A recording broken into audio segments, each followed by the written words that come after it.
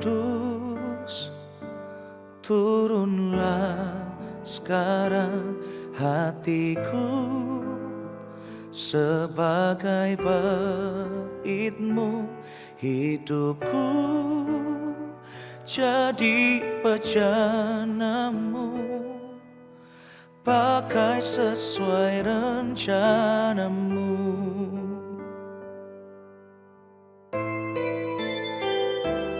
Rinduku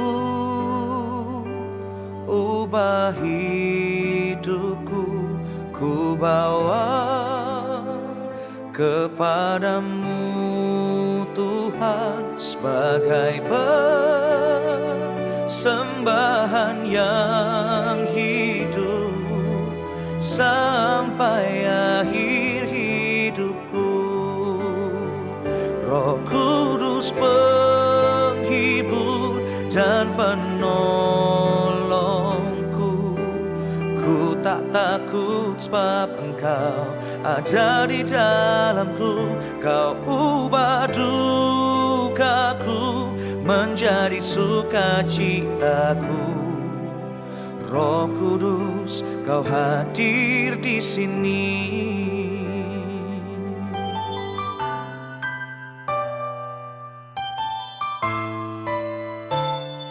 Rinduku ubah hidupku, ku bawa kepadamu Tuhan sebagai persembahan yang hidup sampai akhir hidupku. Roh Kudus penghibur dan penolongku, ku tak takut sebab Engkau ada di dalamku. Kau ubah dukaku menjadi sukacitaku. Roh Kudus, Kau hadir di sini.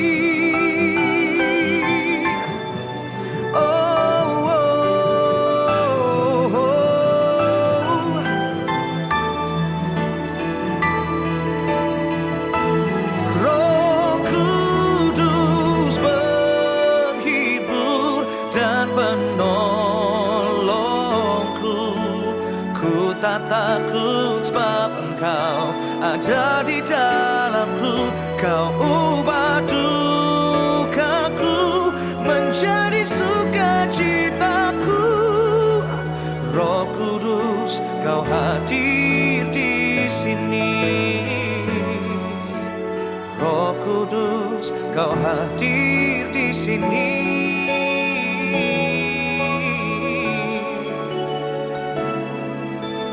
Roh Kudus, Kau hadir di sini.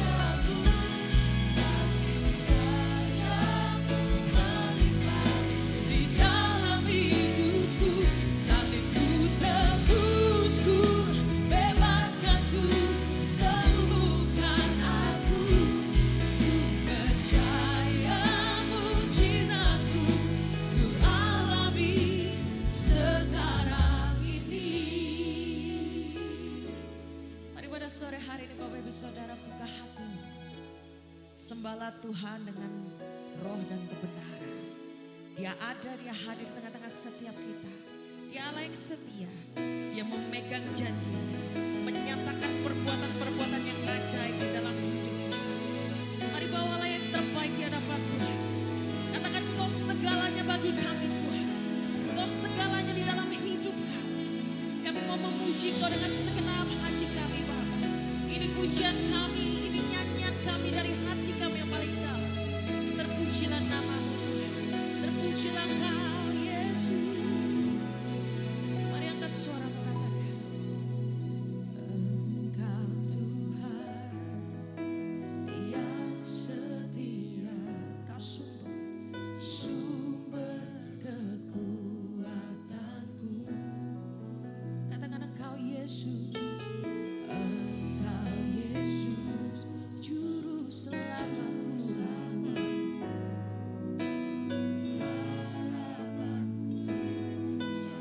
Engkau Tuhan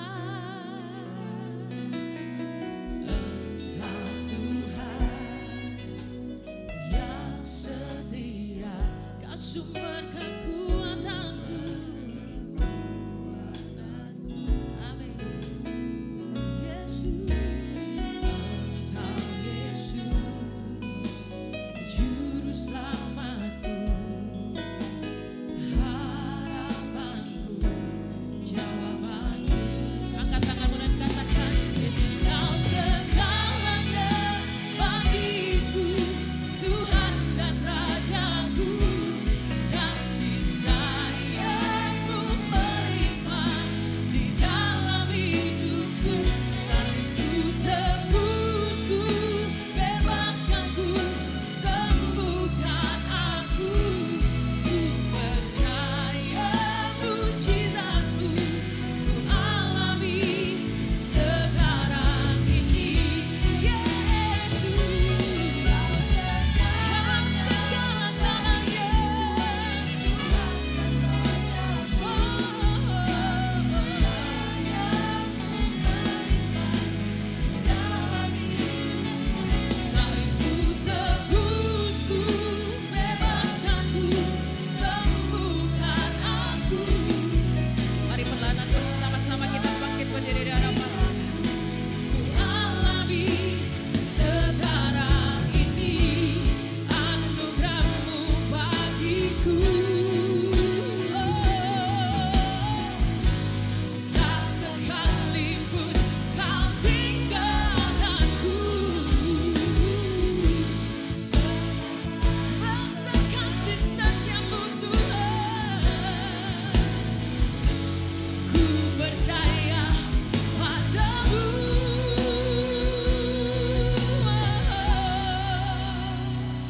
Yesus Kau segalanya. Mari nyanyikan dari hatiku, Tuhan dan Kau Rajaku.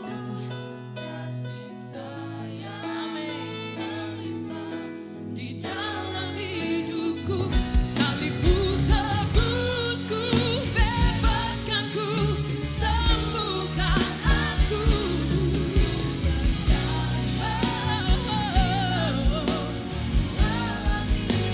Sekarang ini Yesus, Kau segalanya.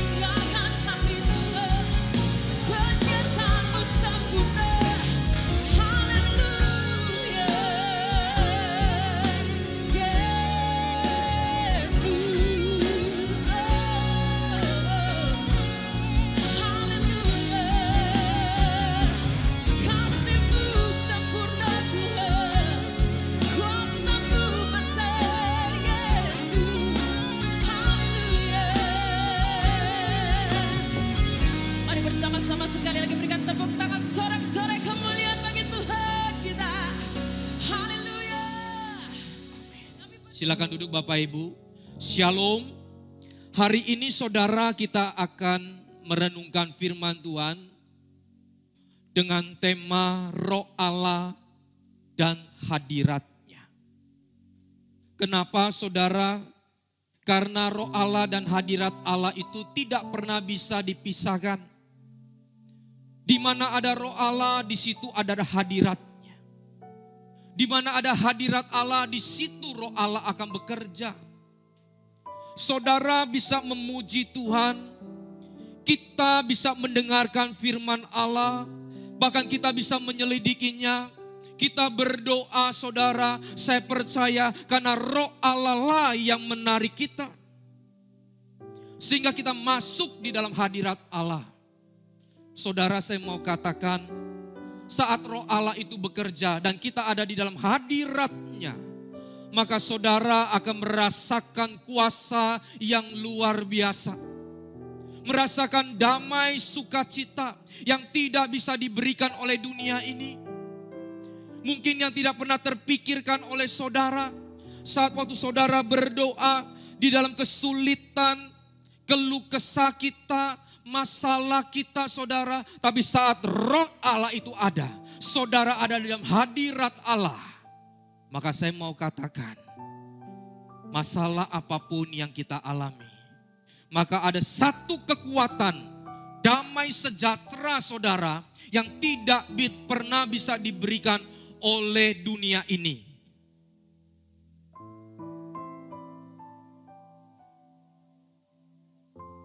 Kita akan melihat 3 poin.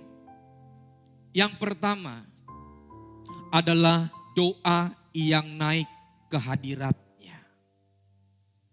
Doa saudara itu sudah menjadi hal yang umum bagi semua agama dan aliran saudara. Kalau bicara agama pasti bicara tentang doanya. Ada ribuan aliran, ratusan agama di dunia ini saudara. Kalau saudara bertanya kepada mereka, mereka semua katakan, ya kami berdoa. Kami ada doa. Tapi pertanyaannya apakah doa itu naik sampai ke dalam hadiratnya? Sehingga saudara kalau melihat, orang kadang-kadang di dalam keadaan yang baik, atau keadaan waktu dia diberkati, atau sudah keluar dari masalahnya, sudah lupa akan doanya. Atau sebaliknya Bapak Ibu, saat dia di dalam keadaan yang terpuruk, mungkin dia sudah doa beberapa kali, tapi Tuhan tidak menjawabnya.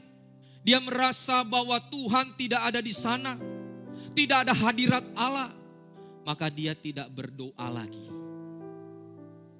Sehingga doa itu saudara menjadi satu perangkat saja.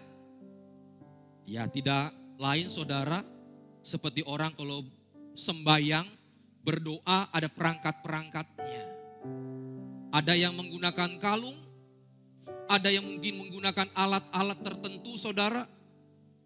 Tidak beda saudara, kalau kita hanya menganggap doa itu sebatas perangkat agama. Yang harus kita ketahui, doa itu adalah tuntunan Roh Allah supaya doa itu naik ke hadiratnya.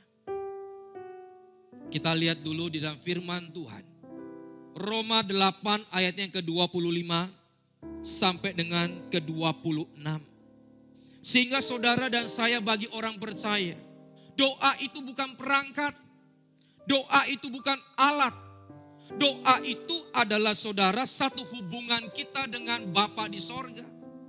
Sehingga waktu kita berdoa pun itu atas dorongan dari Roh Allah sendiri yang menuntun kita. Sehingga di tengah-tengah kita bermasalah, di tengah-tengah kita penuh dengan keluh kesah, kita tidak tahu lagi bagaimana cara berdoa. Kita tidak tahu bagaimana jalan keluarnya, apalagi yang harus saya ngomong sama Tuhan. Bahkan tidak sedikit saudara, orang dengan doanya dengan mantranya diulang-ulang. Mungkin ada kalimat-kalimat tertentu saudara diulang-ulang ratusan kali seolah-olah dengan mengulangnya maka Bapa di sorga akan mendengarnya. Tidak saudara. Doa itu adalah sesuatu yang Tuhan dorong di dalam diri kita. Sehingga kita panjatkan kepada Bapa di sorga. Sehingga doa itu saudara sampai kepada hadiratnya. Doa itu bukan lahir lagi dari hawa nafsu kita. Dan saya mau katakan, doa yang sampai kepada hadirat Allah. Karena roh Allah, disitulah Tuhan akan menilainya. Kita lihat di dalam Roma 8 ayat 25 sampai dengan ke-26. Tetapi jika kita mengharapkan apa yang tidak kita lihat, kita menantikannya dengan tekun. Harapan-harapan kita, kesembuhan kita, pemulihan kita, jalan yang tidak terlihat saudara, harapan-harapan kita. Sudah kita doakan, tapi belum dijawab. Sampai putus harapan mau ngomong apa lagi. Sebagian agama lakukan mantranya dalam tanda kutip. Tapi saya mau katakan, inilah privilege orang percaya saudara. Di ayat yang ke-26 kita lihat. Demikian juga roh membantu kita di dalam kelemahan kita. Sebab kita tidak tahu bagaimana sebenarnya harus berdoa.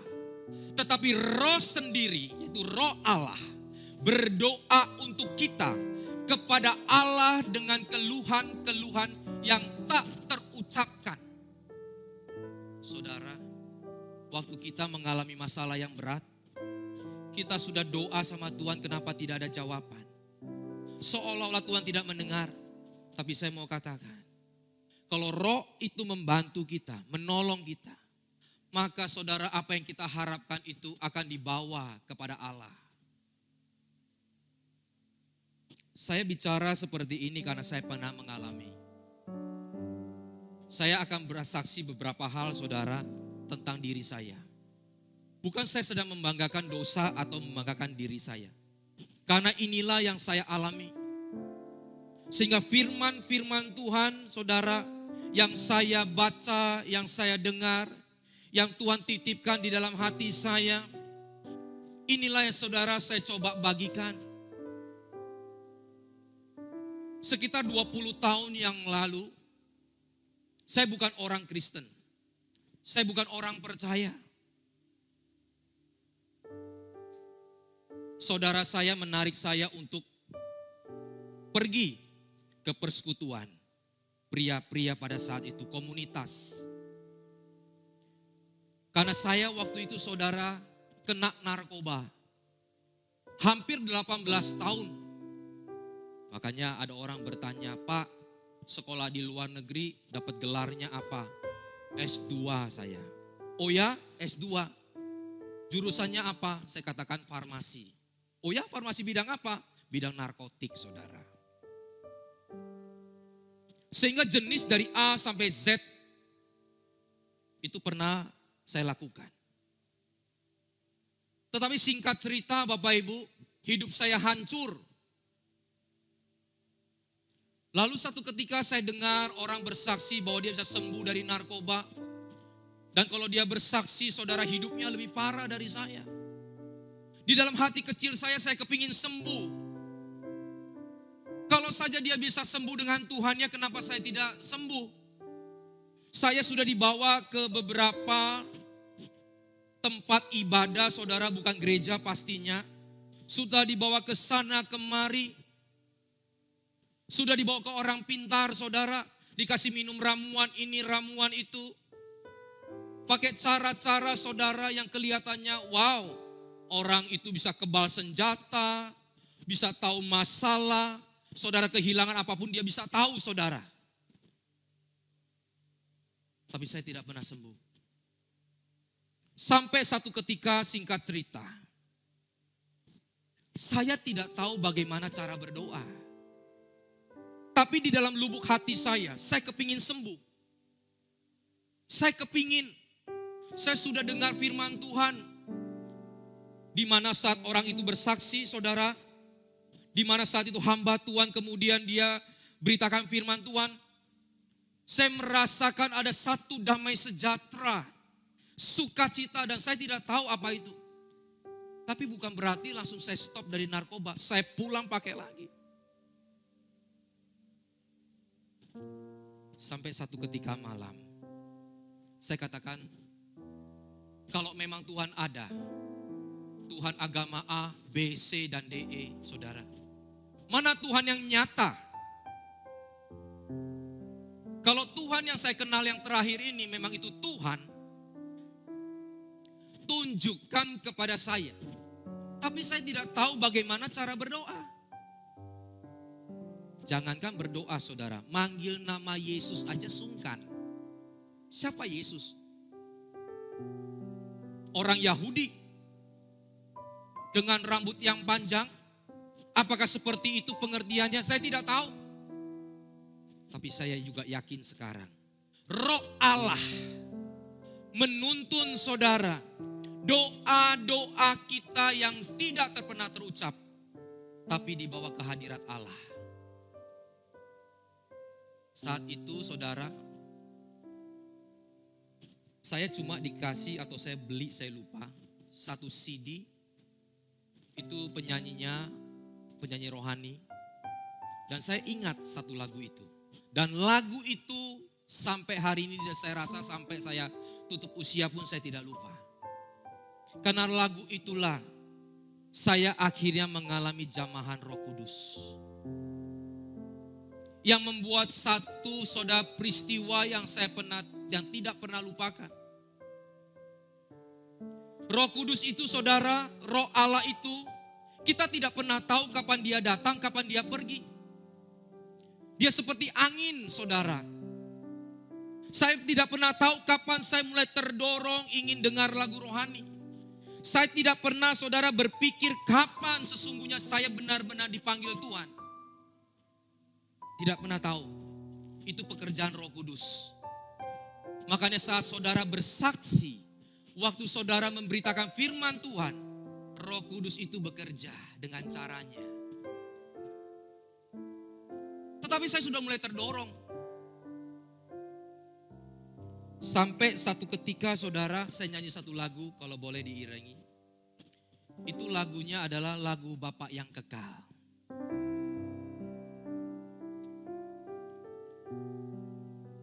Kasih yang sempurna telah ku terima darimu, bukan karena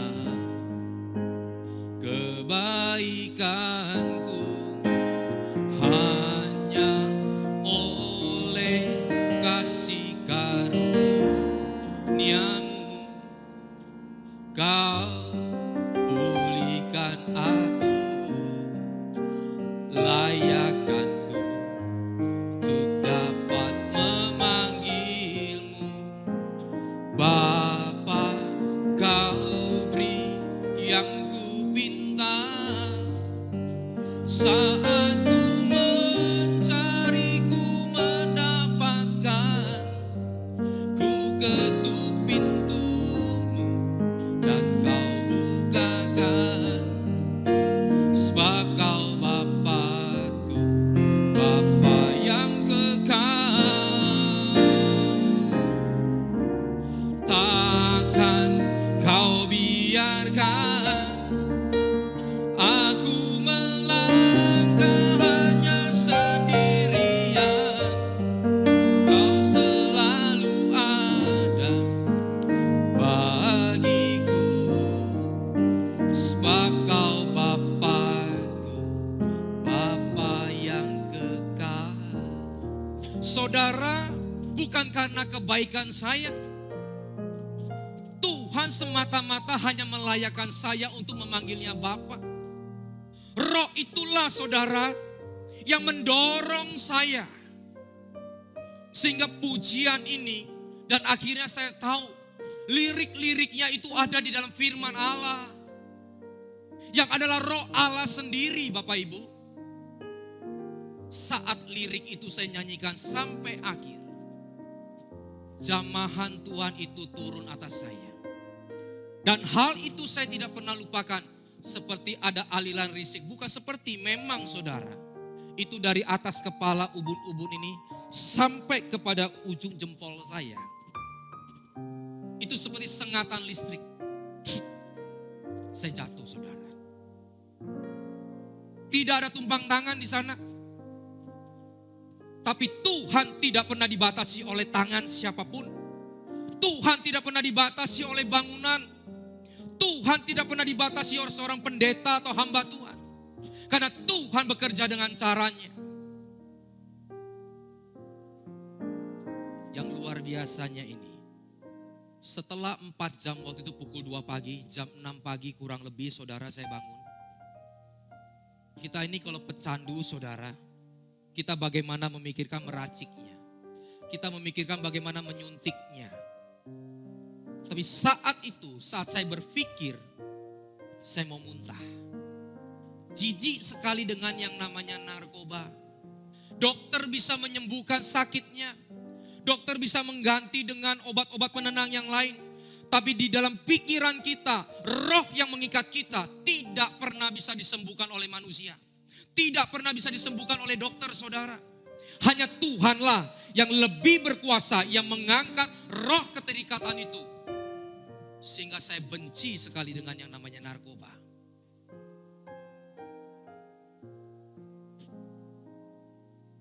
Saya pernah dengar firman Tuhan. Dan saya mau katakan, Roh Kudus, Roh Allah itu terus bekerja di dalam hidup kita. Sampai saudara akhirnya memateraikan Roh Kudus di dalam hidup kita. Disitulah saudara akan lihat kuasa-kuasa Tuhan yang dahsyat. Itu juga pernah terjadi saudara di dalam Alkitab. Kisah seorang kafir. Tetapi sebetulnya kafir bukan berarti dia tidak percaya Allah Israel. Tapi karena dia bukan keturunan dari Yahudi sejati atau Yahudi dengan sukunya atau bangsanya. Yaitu kepada Kornelius. Saudara kita lihat dulu di dalam Kisah Para Rasul 10 ayatnya 1 sampai dengan ke-4. Di Kaisarea ada seorang yang bernama Kornelius, seorang perwira pasukan yang disebut pasukan Italia. Dia seorang panglima atau seorang atasan saudara. Di bawah dia itu ada ratusan tentara. Orang hebat, orang terkenal. Tetapi seorang terkenal pun dia perlu Tuhan. Ayat selanjutnya yang kedua.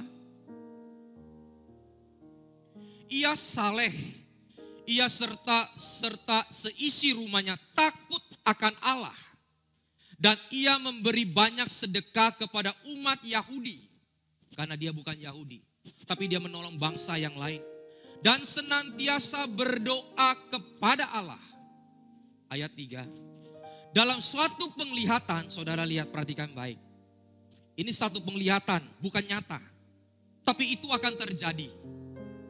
Kira-kira jam 3 petang, jelas tampak kepadanya seorang malaikat Allah.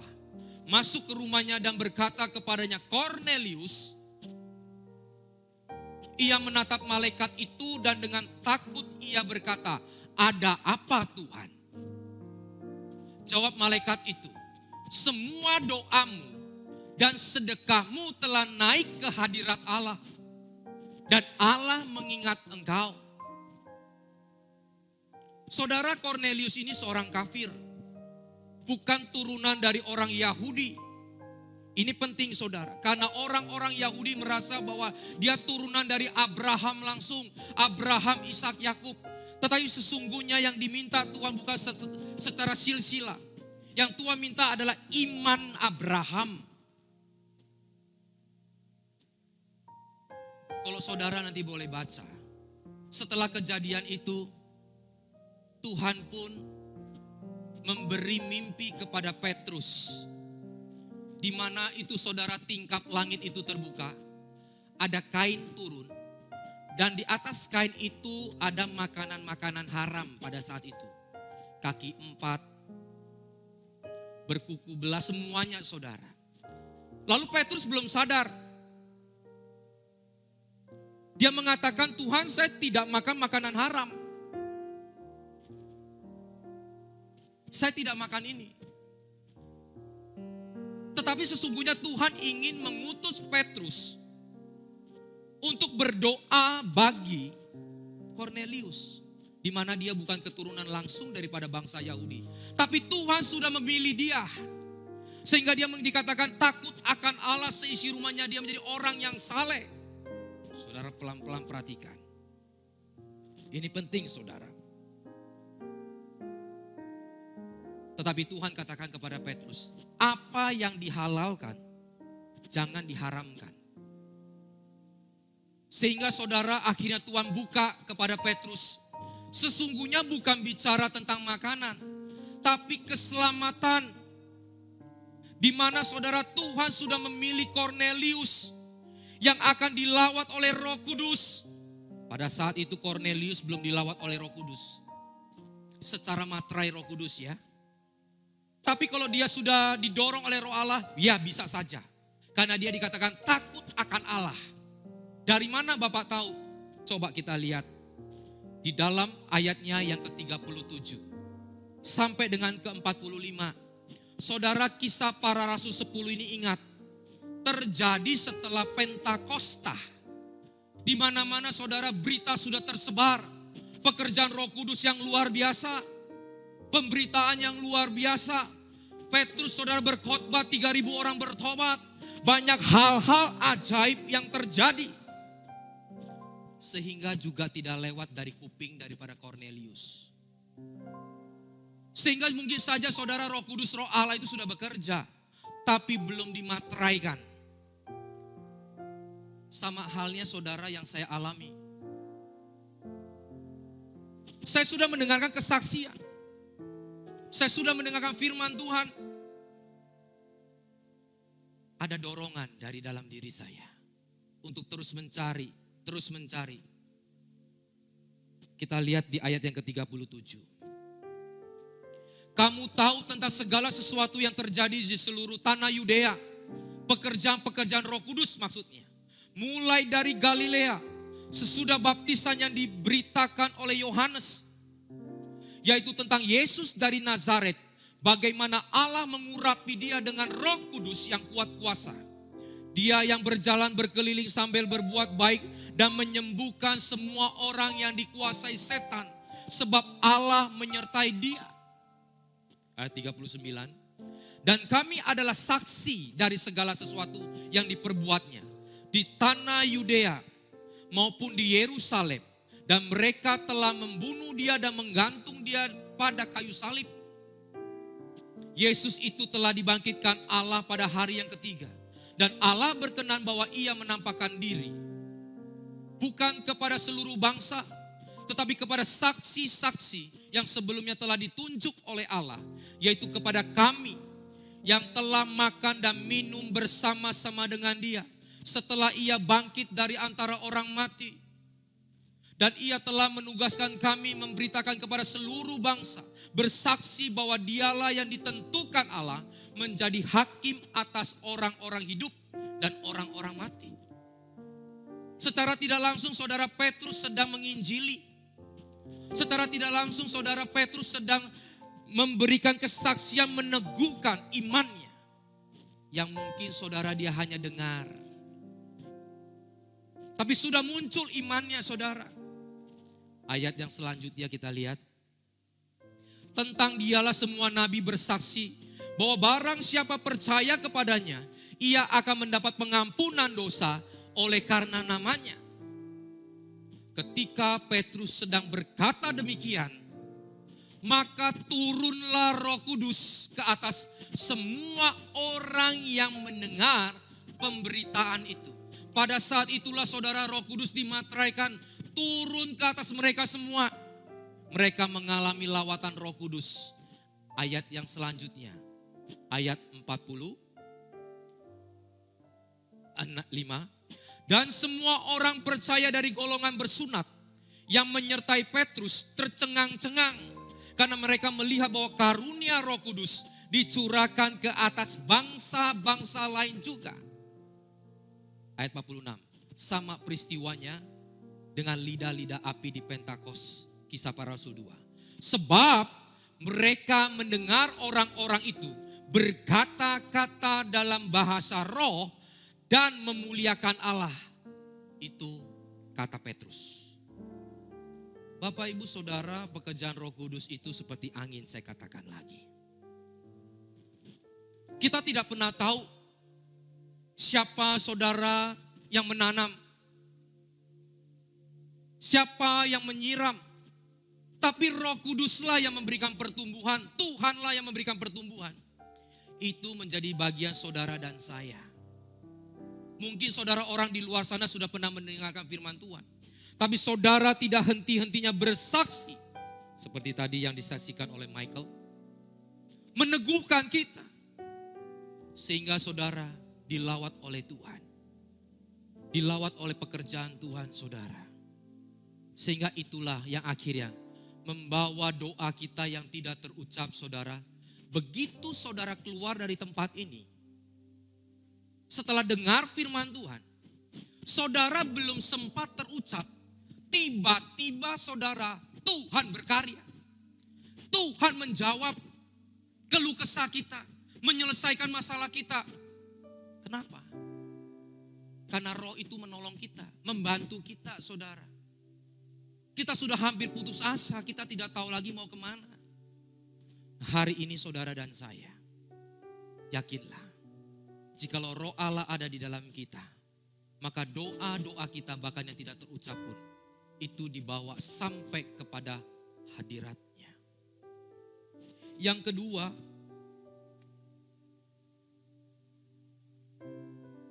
Takut akan Allah. Dan hadiratnya.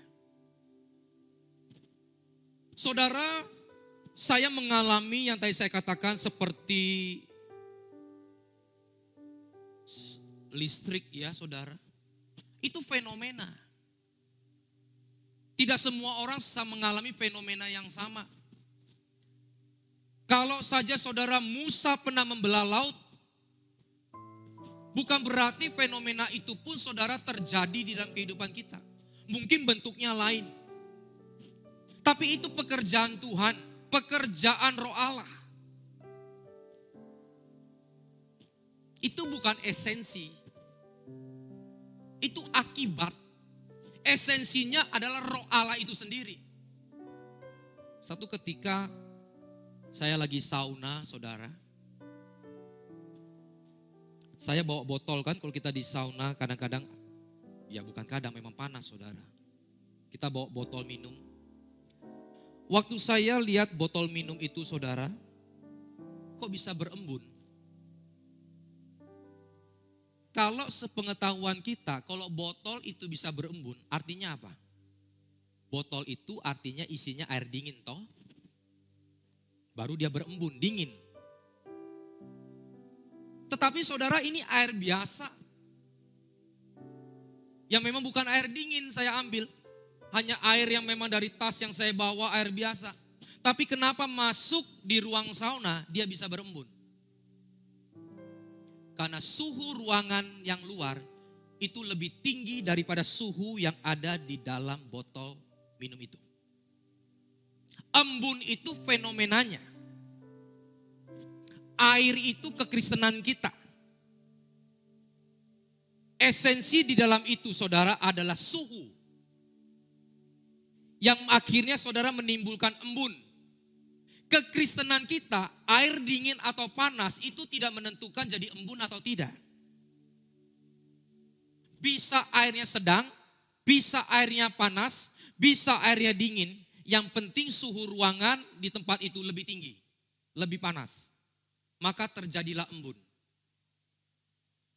Kekristenan kita saudara, itu tidak menjamin kuasa Tuhan itu bekerja. Embun itu fenomenanya saudara hanya akibatnya. Saat Roh Allah bekerja di dalam kita.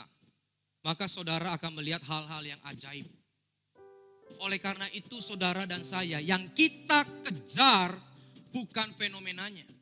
Yang kita kejar bukan embunnya. Karena itu akibat.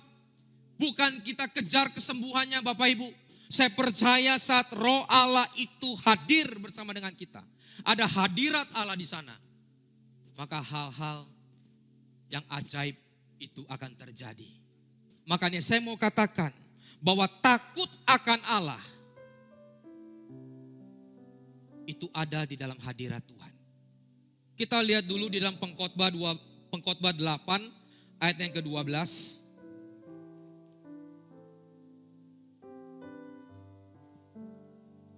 Pengkhotbah 8 ayat yang ke-12. Walaupun orang yang berdosa dan yang berbuat jahat 100 kali hidup lebih lama dari kita, atau 100 kali lebih baik hidupnya dari kita, namun aku tahu bahwa orang yang takut akan Allah akan beroleh kebahagiaan sebab mereka takut terhadap hadirat-Nya. Orang yang takut akan Allah artinya takut akan hadirat-Nya. Orang yang hidup takut akan Allah, dia ada di dalam hadirat Allah, Bapak Ibu. Tidak bisa dipisahkan. Ayat 13. Tetapi orang yang fasik tidak akan beroleh kebahagiaan. Dan seperti bayang-bayang ia tidak akan panjang umur. Karena ia tidak takut terhadap hadirat Allah. Saya mau katakan, Bapak Ibu jangan pernah iri dengan orang fasik. Pak, mereka hidupnya kok bisa lebih lama dari saya? Pak, kenapa dia hidupnya lebih baik dari saya? 100 kali lipat, saudara, saya mau katakan, firman Allah mengatakan tidak bahagia hidupnya. Saudara mungkin berkata, siapa bilang Pak? Saudara, bahagia itu jangan diukur dengan yang fisik. Bahagia itu saudara diperoleh karena ada Tuhan di dalam hidup kita. Sehingga kondisi saudara lihat, ada orang yang sakit, tapi hidupnya bahagia loh. Bisa jadi berkat, tidak kelihatan sakit, tidak mengeluh. Kenapa? Karena dia ada di dalam hadirat Tuhan.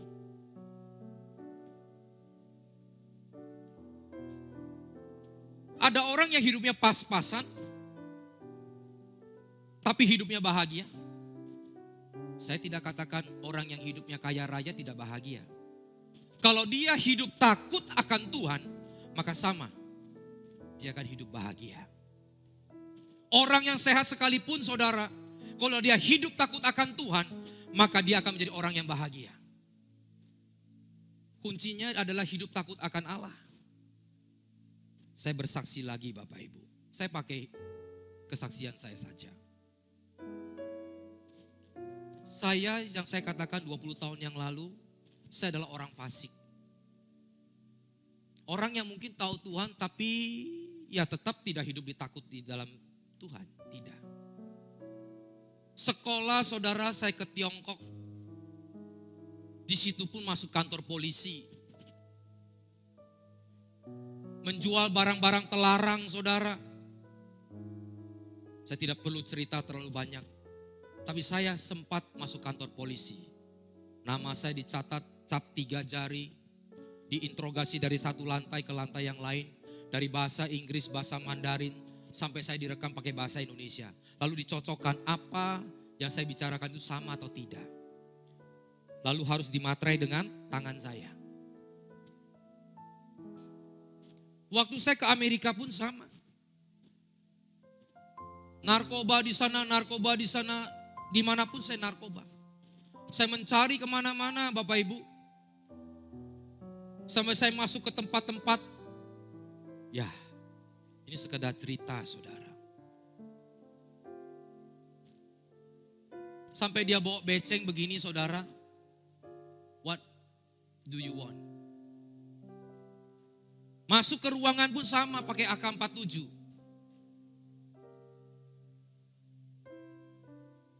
Tempat yang remang-remang saudara. Sudah saya katakan bukan satu kebanggaan. Tapi saya cuma mau mengatakan orang fasik, saudara jangan melihat luarnya, oh Pak ini bebas, enak, keluar masuk tempat-tempat gelap saudara. Tapi sebetulnya gak pernah bahagia. Diikat dengan yang namanya narkoba. Saya pernah satu ketika, ini di Indonesia.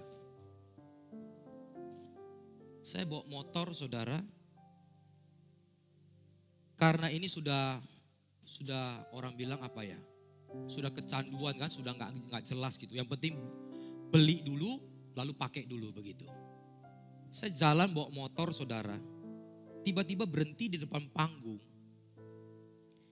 Ini ada salah satu pemuka agama lagi ceramah.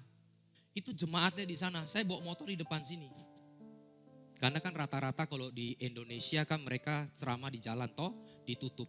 Tapi waktu itu saya tidak memperhatikan bahwa ditutup dengan kursi dan tidak ada yang jaga. Saya jalan aja. Tiba-tiba tersadar saya lihat ada orang di sini. Waduh, cilaka ini. Begitu saya lihat ada ratusan umat saudara di sana. Orang lagi ceramah, saya di tengah-tengah begini. Mati saya bilang. Ya singkat cerita, preman semua datang. Dia berteriak bakar aja, bakar aja. Mabok itu, mabok itu. Saudara saya pikir saya habis waktu itu. Intel coba pisahkan, tapi sudah tidak bisa dibendung. Ini bukan acara biasa saudara, acara keagamaan. Ini paling sensitif. Apalagi dia lihat kita minoritas toh. Saya turun di sana saudara, pokoknya terjadi hal-hal seperti itu. Tapi Tuhan selamatkan saya. Saudara, yang saya mau katakan. Jangan melihat orang fasik. Yang hidupnya bebas, mau melakukan apa saja. Itu berarti saudara hidupnya itu enak. Bahagia. Atau mungkin saudara berpikir bahwa orang yang hidupnya bebas itu artinya orangnya mau melakukan apa saja, akhirnya seperti orang merdeka. Enggak saudara. Pada akhirnya saya menjadi orang yang terikat. Makanya saudara kalau dikatakan hiduplah takut akan Allah. Orang seringkali terpikir saudara kalau hidup takut Allah itu artinya kita ketakutan dengan Tuhan. Hidup takut akan Allah itu artinya saudara kita melakukan setiap perintah-perintahnya. Apa yang dia katakan. Dan saya mau katakan. Saat kita mengikuti aturannya Tuhan. Maka kita tidak akan hidup di dalam ketakutan. Tapi sebaliknya. Kalau kita tidak hidup takut akan Allah. Satu ketika. Maka kita menjadi orang-orang yang hidup penuh dengan ketakutan. Takut ketahuan karena berbuat jahat. Takut ketahuan karena berbuat dosa saudara. Makanya hari ini, kalau saudara dan saya, Tuhan katakan hidup takut akan Tuhan, artinya kita mengikuti perintah-perintahnya.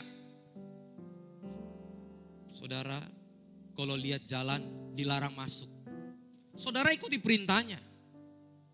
Maka tidak akan terjadi kecelakaan. Kalau saudara mengikuti rambu lalu lintas merah itu stop, artinya supaya kita selamat. Dilarang parkir, dilarang stop, kita tidak lakukan itu. Berkendara bawa SIM saudara. Semua surat izin kita lengkap. Maka mau razia sebesar apapun, aturan kita ikuti, surat izin kita pegang, maka kita tidak akan pernah hidup ketakutan. Bahkan kita menjadi orang-orang yang bebas. Tapi sebaliknya, kalau kita merasa bebas, parkir sembarangan, dilarang masuk kita terobos, lampu merah kita masuk saudara, surat izin kita nggak bawa, saya maunya bebas. Saya mau katakan hidup kita malah penuh dengan ketakutan. Begitu kita ketemu saudara razia, kita langsung lari saudara.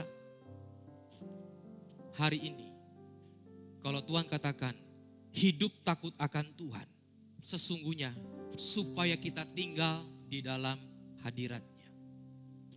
Yang ketiga, kemuliaan dan hadiratnya. Setelah manusia jatuh di dalam dosa, kemuliaan itu hilang. Saudara tahu waktu Adam dan Hawa ada di dalam hadirat Tuhan, dia ada juga di dalam kemuliaannya. Sehingga waktu dia tidak berbusana pun, kemuliaan itu menutupinya. Dia bisa berbincang-bincang dengan Allah. Dia bisa melihat langsung dengan kemuliaannya tentunya. Kenapa? Karena dia diam di hadiratnya bersama dengan kemuliaannya. Makanya kalau saudara periksa di dalam Alkitab, kata hadirat itu dengan kata kemuliaan sama-sama ditulis dengan kata glory. Glory and glorify. Orang yang ada di dalam hadirat Tuhan, maka dia ada di dalam kemuliaannya. Nah, saat manusia jatuh di dalam dosa, kemuliaan itu telah hilang. Sehingga saudara dan saya untuk masuk di dalam hadiratnya itu perlu, sekali lagi saya katakan, ada Roh Allah. Harus pengenalan kita dengan Tuhan, harus dengan kita mengakui Yesus adalah Tuhan, menjadi juru selamat kita, perantara kita. Saya akan buka 3 ayat secara cepat, saudara. Saya akan memberitahukan bahwa ini kebenaran-kebenaran yang luar biasa yang hanya dimiliki oleh orang percaya. Makanya berbahagialah saudara dan saya hari ini yang bisa percaya Yesus, yang sadar bahwa Alkitab itu adalah firman Tuhan. Kita lihat dulu di dalam Kejadian 1 ayat yang ke-26.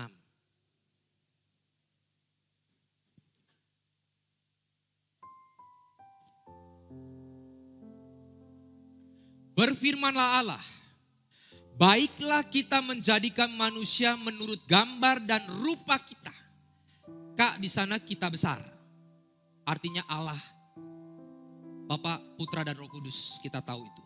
Supaya mereka berkuasa atas ikan di laut dan burung di udara, ternak dan seluruh bumi, atas segala binatang melata yang merayap di bumi. Kemuliaannya itu saudara ada saat penciptaan manusia. Posisi di sini Adam dan Hawa belum jatuh. Mereka dalam keadaan telanjang pun ada kemuliaan Tuhan. Mereka bisa masuk di dalam hadirat Tuhan, saudara. Mereka bersama-sama dengan Allah pada saat itu. Tapi pas Adam dan Hawa jatuh di dalam dosa dengan makan buah yang dilarang itu. Kita sekarang lihat Kejadian 5 ayat yang ketiga.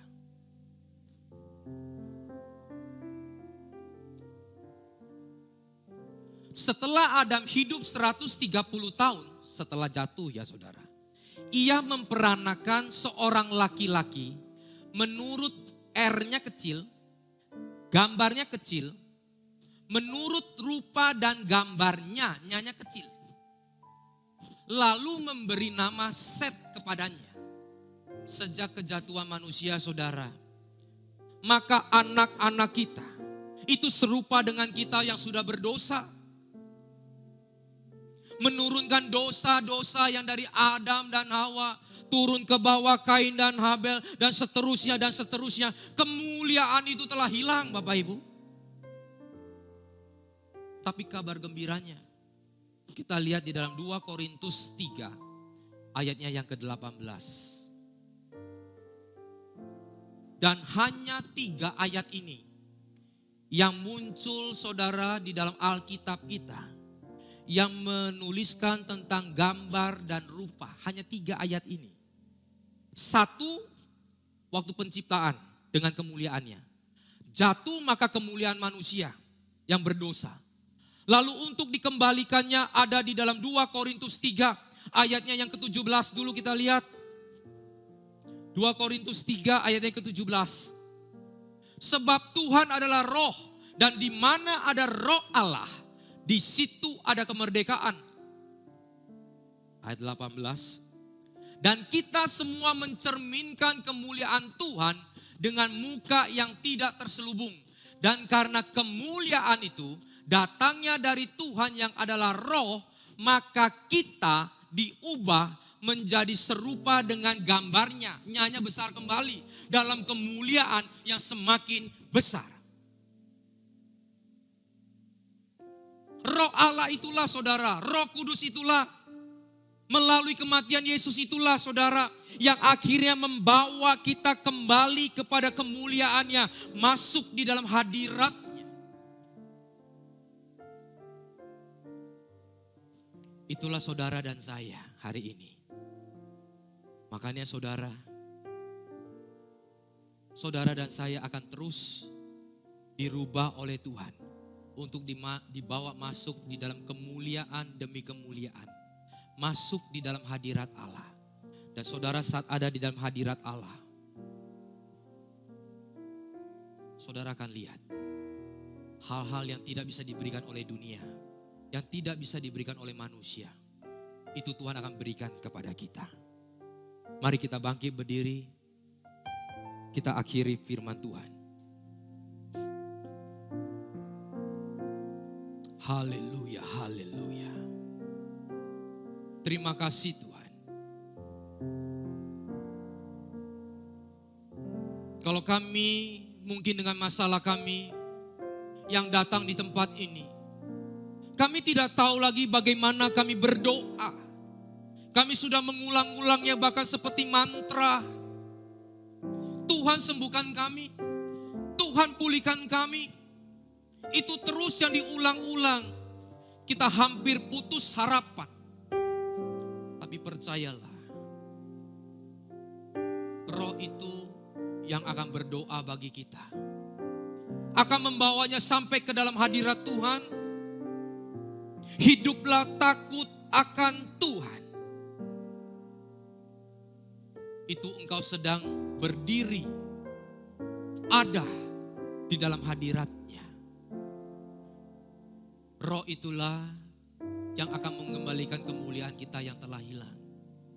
Yang memampukan kita, yang membawa kita masuk di dalam hadiratnya. Dan engkau saat masuk di dalam hadiratnya, engkau akan melihat hal-hal yang ajaib yang Tuhan kerjakan, yang mengubah hidup kita. Bukan soal bicara mukjizat saja, bukan saja bicara tentang kesembuhan, bukan bicara tentang hal-hal fenomena-fenomena. Tapi Tuhan akan mengubah kita menjadi serupa dan segambar rupanya. Itulah saudara dan saya hari ini. Bapa di dalam surga, kami mau berdoa untuk gereja-gereja yang ada di seluruh dunia. Bagi para hamba Tuhan sampai kepada semua jemaatnya. Kiranya Tuhan memberkati mereka semua supaya mereka menjadi berkat dan berdampak. Sehingga gereja-gereja di seluruh dunia dipenuhi oleh jemaat yang mencari Tuhan dengan tulus dan takut akan Tuhan. Buat semua hamba Tuhan dan gereja bersatu, rukun dan tidak terpecah-pecah. Supaya dunia percaya Yesus adalah Tuhan bagi kemuliaan Allah Bapa. Demikian juga untuk gereja di mana kami engkau percayakan untuk mengembalakannya. Yaitu gereja Blessing in the Spirit. Kami mau berdoa untuk setiap persembahan dari jemaat-Mu. Kiranya Tuhan kau menerimanya dan membalasnya berlipat-lipat. Biar persembahan ini berkenan kepada Tuhan. Sebagaimana persembahan Habel. Tuhan engkau memberikan kemurahan-Mu. Balaslah kebaikan dan kerelaan hati jemaat. Jaga dan lindungi mereka. Serta peliharalah mereka beserta keluarga, pekerjaan, studi dan kesehatannya. Mari dekapkan kedua tangan di dada. Untuk menerima berkat itu pasti. Dan Tuhan rindu memberkati kita. Dan waktu Tuhan memberkati kita pasti menerimanya.